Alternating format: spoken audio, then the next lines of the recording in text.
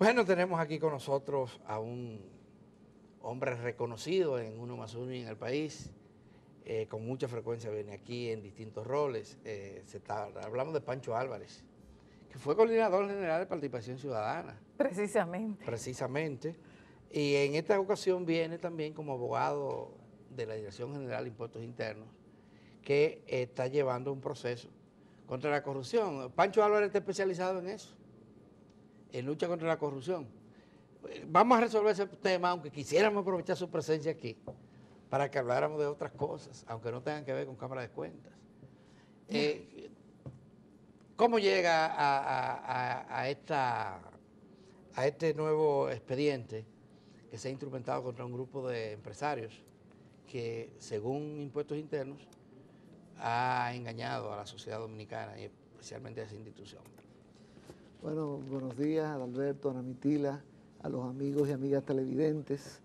Gracias nuevamente por invitarme al programa.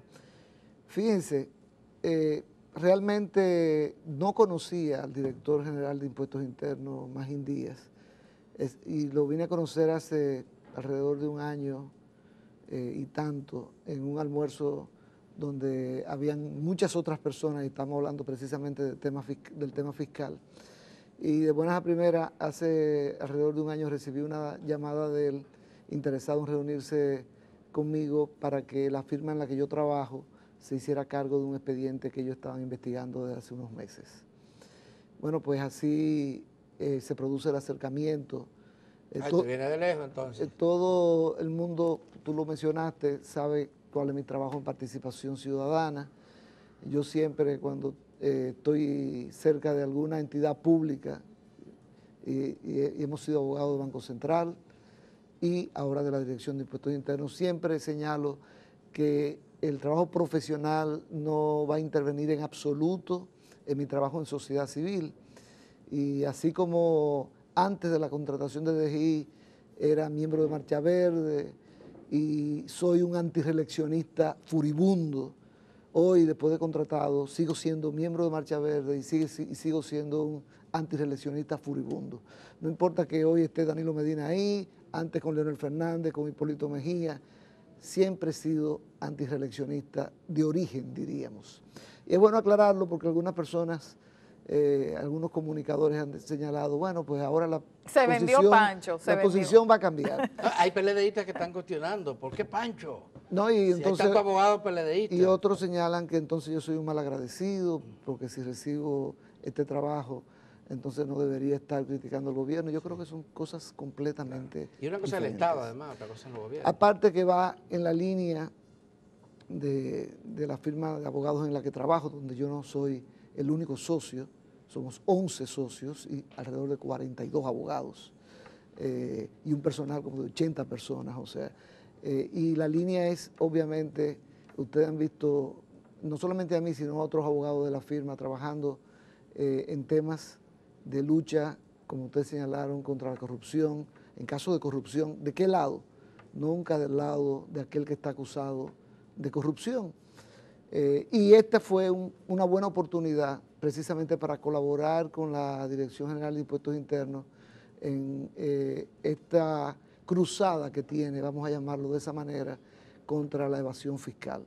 En un caso definitivamente emblemático, si se quiere, no solamente por la cuantía de lo involucrado. Cuando usted habla de que se trata de un caso de 4.128 millones de pesos, que con multas y recargos sobrepasa los 9.000 millones, usted está hablando en palabras mayores.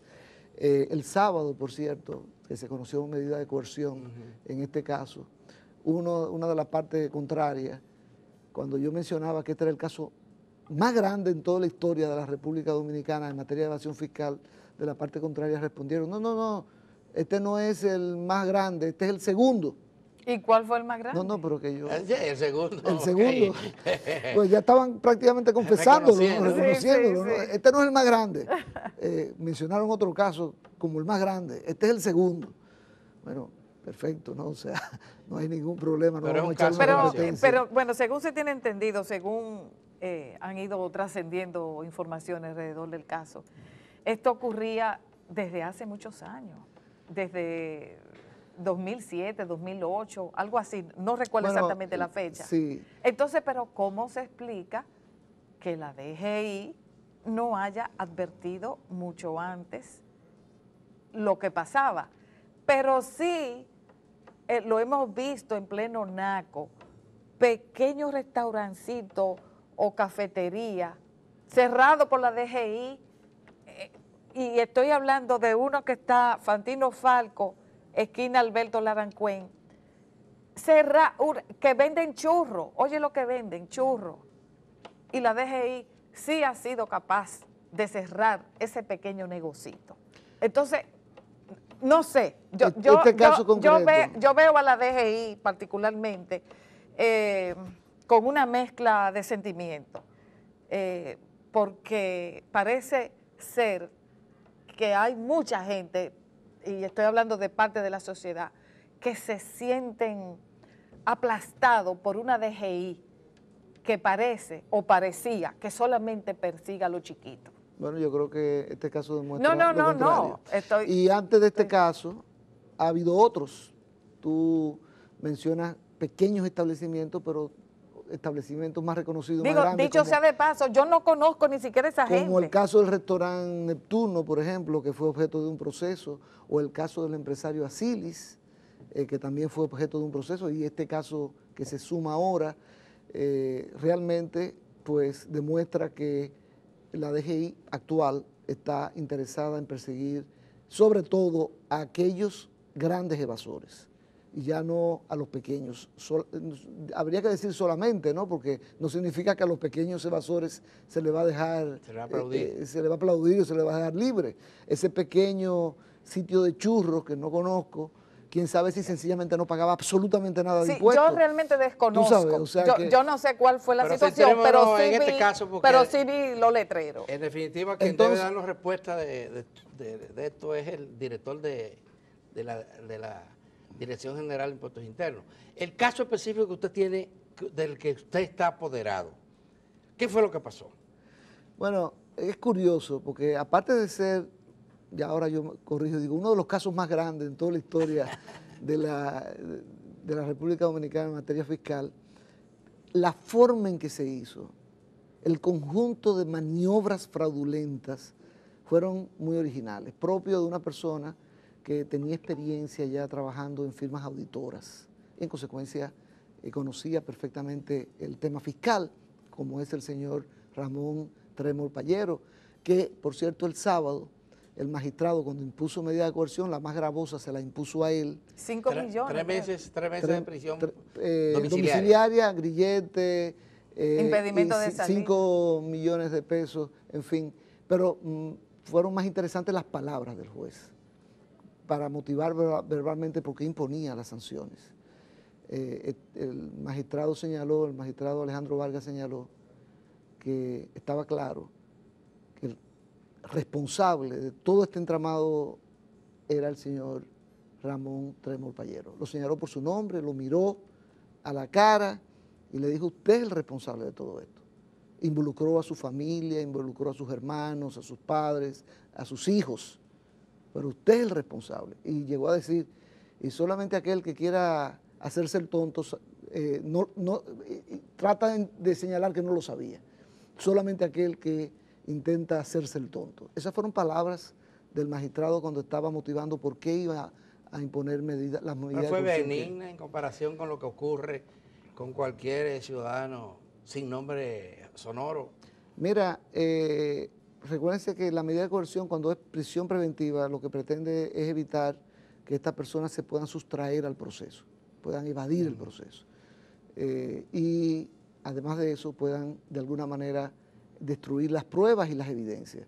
Y por eso el magistrado justificó lo del grillete a algunas, porque no fue solamente al principal, sino a algunos otros, era precisamente para controlar los movimientos y reducir el riesgo, porque nunca se elimina, de que puedan destruir evidencia. De todas maneras, esa fase ya de medida de coerción pasó, ahora viene la etapa preparatoria, donde el Ministerio Público pues investigará, profundizará las investigaciones que ya hizo la DGI, que sometió más de 230 documentos como prueba en su querella. El propio magistrado dijo, no voy a declarar el caso complejo porque ustedes tienen prácticamente todo listo ahí. Con tantas pruebas. Realmente en 3 meses, que como no se declara complejo es el plazo en que se tiene que terminar la investigación y presentar la acusación, ustedes deberían tener tiempo suficiente para poder hacerlo. ¿Y lo tienen? Y sí, o sea, lo tienen ya prácticamente. Bueno, fíjense, una cosa es la investigación que realiza la DGI a lo interno. Y otra es la que hace el Ministerio Público. El Ministerio Público tiene una serie de herramientas que no tiene la DGI. Pero el Ministerio Público no ha demostrado tanta eficiencia en esas cosas. Tenemos la confianza en que el Ministerio Público, este caso, que es un caso, repito, ¿cómo se detectó? Importante. Bueno, porque, miren, de buenas a primeras, y es importante que conozcan la estructura, ellos tenían 2 compañías autorizadas a producir alcohol, bebidas alcohólicas. Esas 2 compañías le compraban a las destilerías el alcohol puro y la procesaban para producir vino, whisky, ron, ginebra, en fin. Pero de buenas a primeras, esta empresa, que comenzó como en el 2008, este tipo de práctica, pero hasta el 2012 eran prácticamente insignificantes sus ventas. Y de buena primera, a partir del 2012, crece desmesuradamente y se hace casi un monopolio en el este. Sencillamente eliminó la competencia. Ellos mismos en su página, que desactivaron tan pronto se presentó la querella, la página en internet la desactivaron, pero en su página, antes de desactivarla, decían, tenemos el 95% del mercado de hoteles en el este del país. ¿Y cómo lo hacían? Bueno, porque podían vender a la mitad de precio de lo que podía vender la competencia. ¿Y por qué podían vender a mitad de precio? Por las prácticas que tenían de evasión de impuestos. Y no es evasión como una falta administrativa, es evasión a través de un fraude, y por eso el Código Tributario lo llama defraudación. No evasión ya, sino defraudación, y está sancionado penalmente. ¿Y cómo lo hacían? Una de estas compañías, esas 2 compañías que producían el alcohol, le vendían su producción a unas compañías distribuidoras de ellos mismos. Bueno, primero a una compañía, y esa compañía vendía a los hoteles del este. Cuando esa compañía era detectada por impuestos sobre la renta, por la Dirección General de Impuestos Internos, entonces desactivaban esa compañía, la abandonaban y hacían otra. Y cuando era detectada, la abandonaban 4 en los últimos años a partir del 2012. Y aparecían los mismos accionistas. O sea, a partir del 2012. Sí. 4. Y entonces, de buenas a primeras, ¿quiénes eran los accionistas originales de todas esas compañías? Los 3 morpalleros. Pero parece que alguien le aconsejó en un momento determinado, mira, eso es un riesgo que ustedes están corriendo, y se dieron sus acciones al cabo de poco tiempo a otras personas. ¿Y quiénes eran esos nuevos accionistas? Personas que no tenían patrimonio, que no tenían cuentas bancarias, personas de escasos recursos. De buena primera eran accionistas de compañías que vendían centenares de millones de pesos. Ya tú comienzas por ahí a detectar que hay algo anómalo. Pero aparte de eso, esas compañías distribuidoras que no estaban autorizadas a producir alcohol, de buena primera comienzan a comprar melaza, que es uno de los insumos para producir alcohol, mosto de uva importado desde fuera, botellas de vidrio, corchos. Cuando tú pones todo sobre la mesa, tú dices, bueno, usted tiene todos los insumos para producir alcohol. Y obviamente eso era ya alcohol clandestino, porque en primer lugar no estaban autorizados para hacerlo, y en segundo lugar no los reportaban. Entonces podían vender esa producción libre de impuestos. Y entonces quitarle el mercado a empresas establecidas que sí pagaban sus impuestos. Pero ¿qué vino primero? ¿Las quejas de la competencia lesionada de las empresas que producen en República Dominicana alcohol, ya sea ron o lo que sea? Tengo entendido que... O los técnicos de la DGI Tengo entendido detectaron. que las quejas y por eso ADUPRON, la Asociación Dominicana de Productores de Ron, tan pronto ocurrió el allanamiento y arresto, salió respaldando a la DGI, porque sencillamente sus miembros estaban fuera de la competencia. Y ellos habían hecho denuncias en ese sentido. Ahora, la DGI... O sea, la investigación vino a consecuencia de No las sé si denuncias fue a partir de los ahí, sectores lesionados. No sé exactamente, pero esas denuncias existían. Lo que sí sé es que, Y por además ejemplo, el Consejo Nacional de la Empresa Privada también respaldó a la investigación. todos los empresarios de la República Lo han Dominicana han respaldado. respaldado a la DGI, porque obviamente si aquí izamos la bandera de que todo el mundo está autorizado para competir a evadir impuestos, ya ustedes saben lo que va a ocurrir. Quiebra No, Ahora, el que se porta bien, el que cumple con la ley, es el lesionado. ¿qué es una ocurrió víctima. en la nueva gestión de la DGI, dirigida por Magín Díaz? Que pues, ha habido muchos comentarios, porque algunos dijeron, sacaron a 300 empleados por este caso. No es cierto. No sacaron a 300. Sacaron tal vez una cifra similar, pero no por este caso, sino como parte de una depuración del personal. Ahora, el departamento de alcoholes sí se fue completo, de la DGI. Porque, Estaban bueno, implicados. no, ¿Y como cuántas personas o por lo menos componían? negligencia había, porque no es posible que esto pasara sencillamente desapercibido. Ustedes mismos lo acaban de decir, ¿no? Y efectivamente no pasó desapercibido en esta gestión y se comenzó una investigación. Pero una investigación no es cuestión de una semana ni de 2 meses. Hay que llevarla con mucho cuidado. Hay que obviamente también proteger los derechos que tienen los contribuyentes, inclusive el que está siendo investigado, ¿no? Y cuando se reunió suficiente información para que la querella tuviera la seriedad que debe tener, pues se depositó. Un dato curioso, el viernes, en la audiencia de medida de coerción, perdón, el sábado. No, porque hubo audiencia jueves o miércoles. Sí. Uno de los días de las audiencias. Exacto, el primer día de audiencia. Los imputados, los abogados de los imputados piden pues plazo porque no conocían la querella. No la habían podido leer, no tenían todavía acceso a ella, no se la habían entregado. Y cuando salen a los pasillos, está toda la prensa, declaran, eso es un tollo, esa querella es un tollo, pero habían dicho primero que no la conocían ni la habían leído siquiera.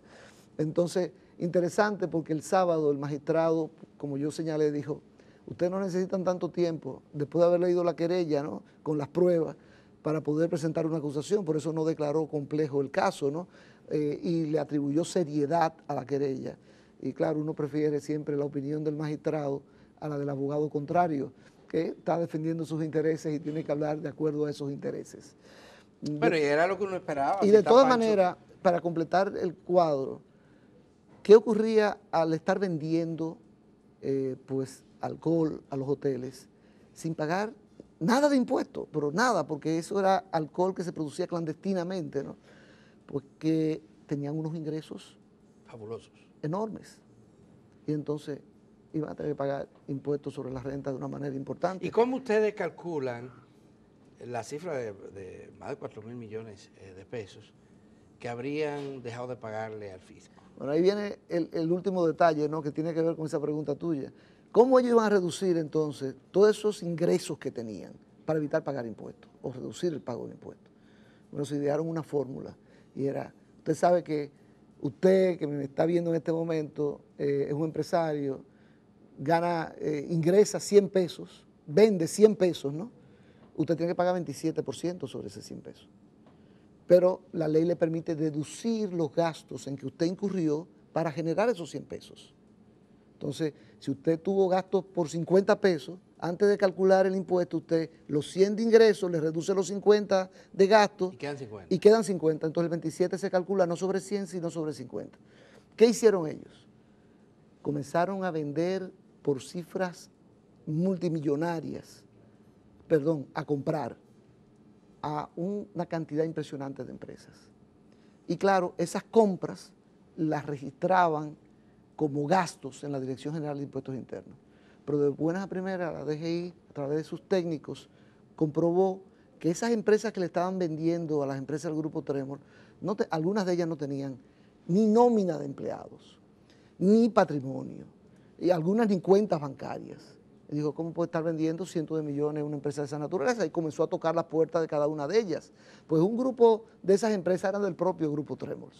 Y otras que eran reales, declararon a la DGI, por ejemplo, una en San Pedro de Macorís. No, nosotros no le hemos vendido nada a esas empresas del Grupo Tremor. Lo que nosotros hacemos es fabricar muebles de madera. Wow. Entonces, de buena primera, aparecía vendiéndole centenares de millones de pesos a Grupo Tremor, y Grupo Tremor esas compras ficticias la deducía de sus ingresos para reducir el pago del Sí, impuesto. pero Bueno. ¿qué pasaba con los hoteles del este? Porque se ha dicho que mayoritariamente son hoteles del este, que le compraban al Grupo Tremor. Si no le cobraban INTEVI, si no... No. Ellos sencillamente le vendían a un precio mucho menor. Lo que van a decir los hoteles es, yo le voy a comprar al que me venda a mejor precio. Eso es lo que van a decir los hoteles. Si tú podrás decir, bueno, tal vez alguno de ellos tenía una complicidad. Sí, yo diría que pudiera haber hasta complicidad y hasta sociedad. Porque cuando tú estás vendiendo a mitad de precio de lo que venden las otras empresas, es como para tú sospechar que ahí hay algo raro. Pero la Dirección General de Impuestos Internos, no solamente con terceros que han podido estar involucrados en esto, inclusive empleados de la propia DGI, lo que ha dicho es, esta investigación no se ha terminado. Y cualquier persona que se encuentre en evidencias que comprometan su responsabilidad penal van a ser sometidos. ¿Han buscado la opinión de algunos de los compradores, de los hoteles que compraban? Claro que ha habido, porque ¿de dónde se obtiene la información, por ejemplo, de que vendían a mitad de precio? O sea, ciertamente que sí, que han obtenido y ha habido contacto, y me imagino que los técnicos de la DGI seguirán investigando esos temas. Los 300 técnicos cancelados, que no necesariamente, como ha dicho, No todo por ver, el Grupo Tremor. Claro. ¿Por el Grupo Tremor se han ido cuántos? No, ¿Cuántos componían no, el departamento de ron? Bueno, el departamento de alcoholes creo que estaba integrado por 30 personas y no quedó uno solo. Esa es la información que tengo. Y fueron colocados personas nuevas. Pancho, pero habla de una investigación minuciosa para determinar cómo operaba un grupo que estafaba al Estado Dominicano. Aquí nosotros tenemos el caso de Odebrecht. Hay una serie de gente que están involucrados. Se habla bueno, Odebrecht habló de que había dedicado para sobornos unos 92 millones de dólares. Y los que han recibido ese dinero dicen que fue legítimamente, o una el que lo recibió, aparentemente lo recibió. Dice, es menos de eso lo que recibí, pero esto fue por pago. ¿Por qué en esos casos no se puede elaborar una investigación que demuestre cuál fue el curso de ese dinero? Y habría que pensar también en otros que no están en ese expediente, como los brasileños que se fueron, asesores del presidente. En República Dominicana hay poca tradición, poca práctica de seguirle la ruta al dinero. En la mayoría de los casos que conozco hay poco esfuerzo en esa dirección, cuando realmente es un tema importante, porque obviamente usted comete esas infracciones ¿con qué finalidad? Con la finalidad de recibir un beneficio, usualmente en metálico, ¿no? Entonces no es, y ese dinero usted lo invierte comprando propiedades, en fin, pero siempre ese dinero tiene una ruta. Hay veces que es en efectivo y es muy difícil, ¿no?, de seguir esa ruta. Pero ya hoy en día es muy difícil hacer operaciones grandes en efectivo, por los controles que tienen los bancos en República Dominicana, que son controles muy efectivos. Y en consecuencia hay que utilizar los canales bancarios. Y usted dirá, bueno, pero que muchas veces sale el dinero fuera del país. Sí, pero si fuera comienza, del país también se hace si comienza un punto de inicio tuvo, y para sacarlo fuera del país posiblemente se utilizó un banco y una transferencia bancaria, y usted puede por ahí obtener la información de a dónde llegó fuera del país y seguir alando el hilo, ¿no?, hasta de manejar completamente el tema, ¿no? Siempre se puede seguir la ruta del dinero y ojalá, y sé que, porque conversé con un miembro del Ministerio Público recientemente y tengo entendido que están fortaleciendo las capacidades del Ministerio Público en esa dirección, en las habilidades, las herramientas que se necesitan, las capacidades para poder seguir la ruta del dinero cuando se cometen casos como este, por ejemplo, de Odebrecht. Que el dinero se sabe que salió ya de cuentas de empresas de Odebrecht, que eran empresas oscuras, ¿no?, que tenían cuentas bancarias también oscuras, no muy transparentes, y que llegaron a compañías de algunos de los imputados. Eso está ahí en el expediente. Las compañías de Ángel Rondón, por ejemplo. Se sabe que el dinero salió de un sitio y llegó a la compañía de Ángel Rondón. Pero siempre hay que seguir. De ahí para allá, ¿qué pasó? Hay que seguir alando del hilo hasta llegar al punto final. Y esa es la parte donde en República Dominicana hemos fallado, y digo hemos porque tenemos que hacerlo en plural.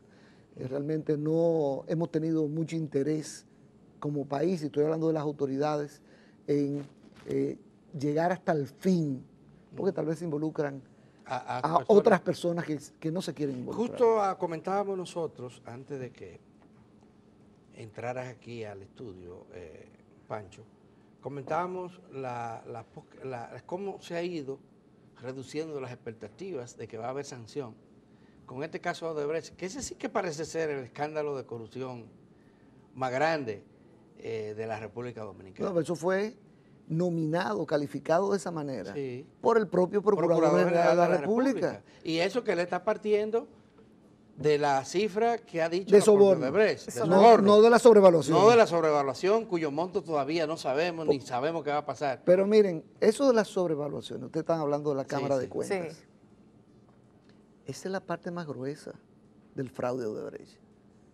O sea, yo no concibo que la Cámara de Cuentas pueda venir diciendo no hubo sobrevaluación, cuando la propia Odebrecht ha confesado, inclusive con porcentajes, que le agregaban entre, creo que decía 20, 24% a los presupuestos finales de todas las obras para poder pagar el soborno, porque ¿ustedes creen que el soborno salía de los bolsillos de Odebrecht o de los beneficios que iba a recibir Odebrecht? Claro que no, salía de la sobrevaluación, o sea que por eso... Y aquí hemos tenido adendas sobre, o sea, por encima de lo presupuestado, por encima de 200%, sí, en alguna de esas pero obras. repito, es que ya nadie puede decir, ¿hubo soborno o no hubo soborno?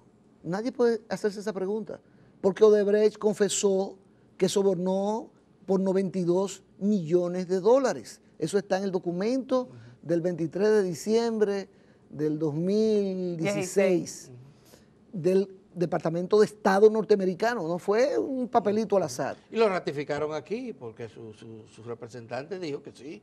Y el dinero se lo dimos a fulano. No, lo que pasa es que Ángel Rondón lo que dice es, no, eso fue un contrato.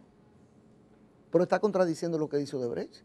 Claro. Odebrecht dice, eso no, y pone el caso de República Dominicana en ese documento, fue utilizado para soborno. Entonces, pero el tema que se nos plantea ahora es, el juicio preliminar ya está en curso, ¿verdad?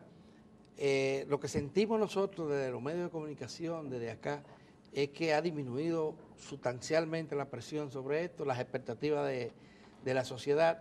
Fíjate el tiempo que tiene las cámaras de cuentas tratando de inventariar qué realmente se invirtió en las obras que le fueron asignadas a Odebrecht para poder establecer el tema de las sobrevaluaciones y no termina. ¿Tú sabes qué pasa?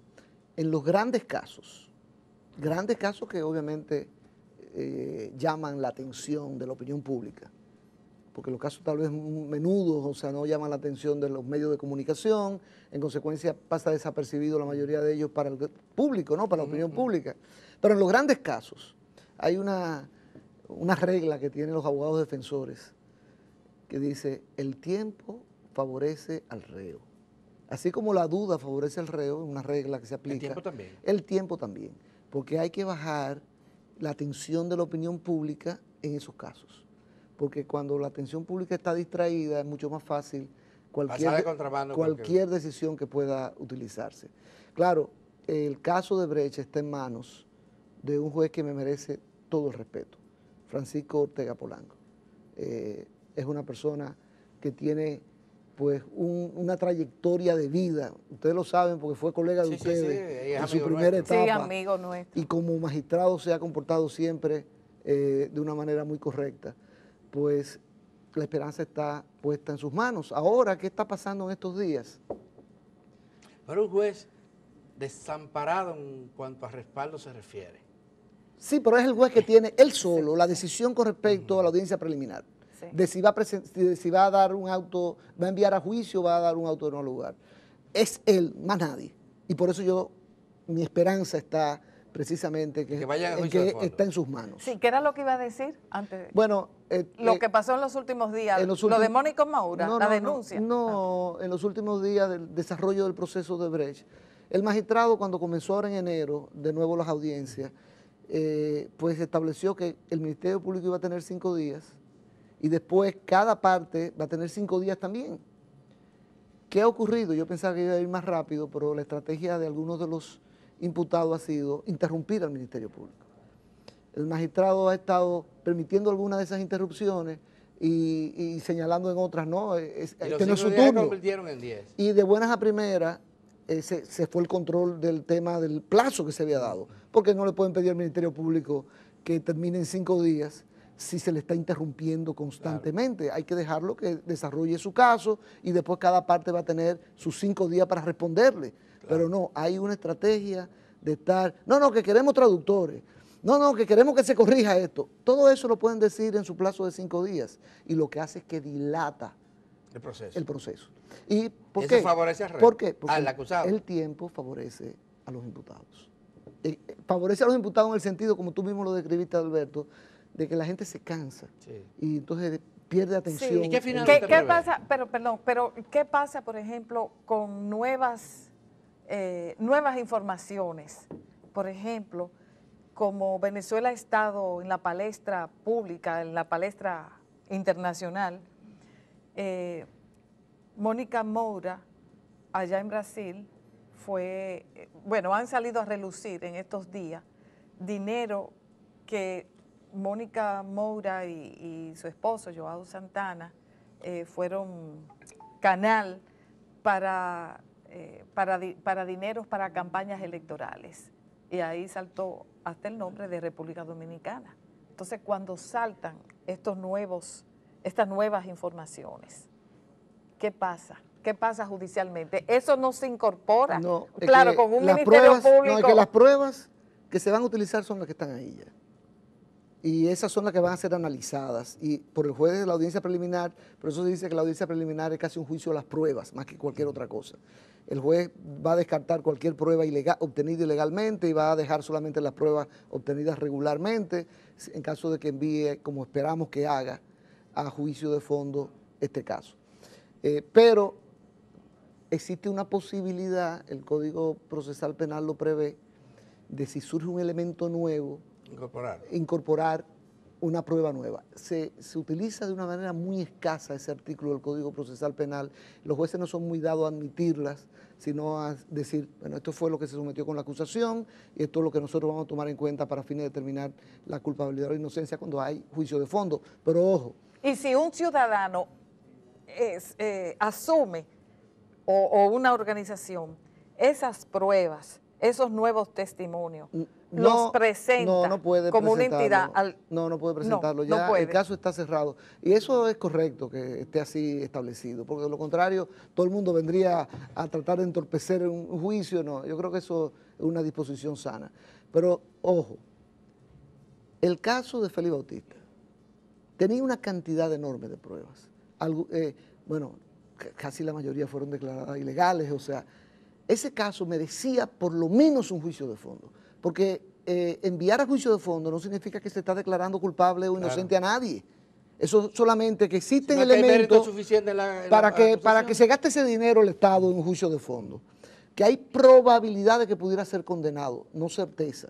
Eso es todo lo que se requiere en la audiencia preliminar, esta que está conociendo ahora Francisco Ortega Polanco. Ahora, ese caso de Félix Bautista merecía por lo menos un juicio de fondo, por lo menos, y se le negó al país.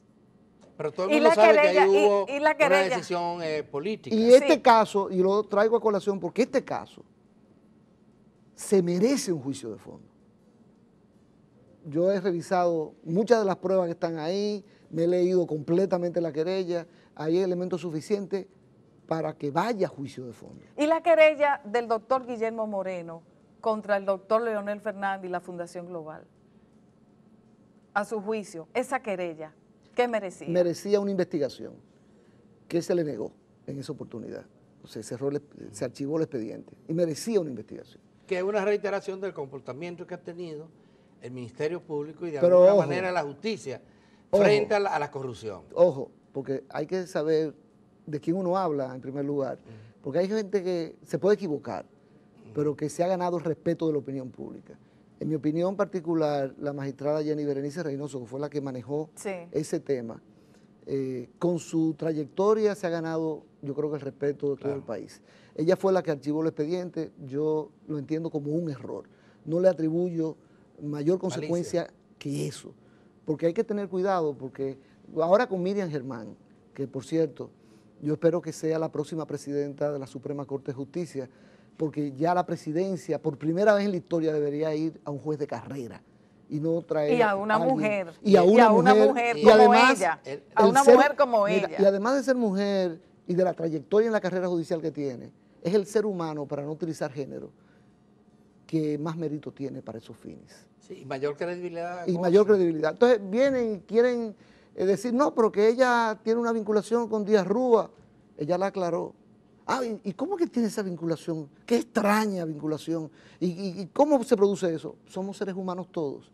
Y lo que quieren es que uno se divorcie de la admiración que le ha tenido toda la vida a Miriam Germán Brito. No, eso no es posible. Y además la constancia eso ya no de es ella posible. en su postura, que no es de ahora. Hay que, de mucha toda gente no la vida. recuerda la carta de Miriam Germán a Balaguer, a Joaquín Balaguer, cuando Balaguer era Balaguer.